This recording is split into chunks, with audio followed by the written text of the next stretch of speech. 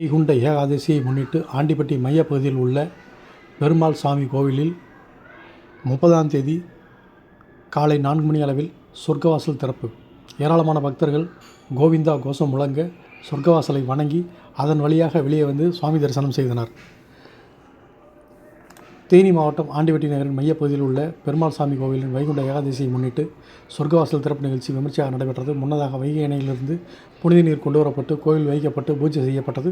தொடர்ந்து பெருமாள் சாமிக்கு பல்வேறு அபிஷேக ஆராதனைகள் நடந்தது. பக்தர்களின் கோவிந்தா கோவிந்தா கோஷங்களுடன் சொர்க்கவாசல் திறக்கப்பட்டு சொர்க்கவாசல் வழியாக வெளிவந்த பெருமாள் சாமியை பக்தர்கள் கோவிந்தா கோவிந்தா என கோஷம் முழங்க பூக்கள் தூவி வரவேற்றனர். அதனைத் தொடர்ந்து பெருமாள் சாமி ஊர்வலம் மீண்டும் நடைபெற்று கோவிலை வந்தடைந்தது. இதனைத் தொடர்ந்து சொர்க்கவாசலை வணங்கி வாசல் வழியாக ஏராளமான பக்தர்கள் வெளிவந்தனர். பின் கோவிலில் அனைவருக்கும் துளசி தீர்த்தம் உள்ளிட்ட பிரசாதங்கள் அன்னதானம் வழங்கப்பட்டது. விழா ஏற்பாட்டினை கம்மவார் சங்க தலைவர் பாலமுருகன் மற்றும் பொருளாளர் மோகன்தாஸ், செயலாளர் நாகராஜ் உள்ளிட்ட விழா கமிட்டியினர் சிறப்பாக செய்திருந்தனர்.